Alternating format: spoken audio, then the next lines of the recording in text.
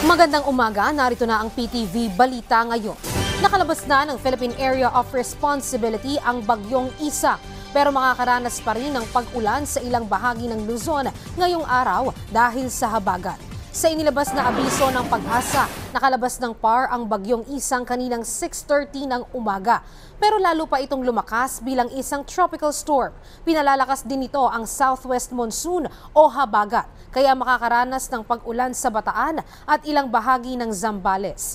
Inaasahan din ang mahina hanggang katamtamang pag-ulan sa Bulacan, Metro Manila, Cavite, Quezon, Laguna at Batangas. Sa ibang balita, handa ang Pilipinas na ipaglaban ang karapatan at jurisdiksyon ng bansa sa Ayungin Shoal sa West Philippine Sea.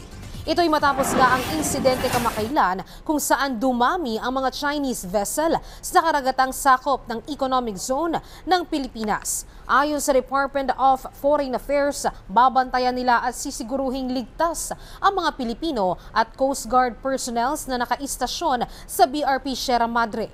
Iginiit naman ng DFA ang rotation at resupply o RORE missions sa BRP Sierra Madre sa Ayungin Shoal ay humanitarian operations lamang na dapat ay hindi magkaroon ng anumang untoward incident.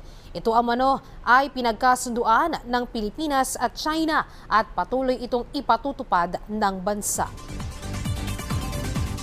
At yun ang mga balita sa oras na ito. Para sa ibang updates, i-follow at ilike kami sa aming social media sites sa @PTVPH. Ako si Luisa Erispe para sa Pambansang TV sa Bagong Pilipinas.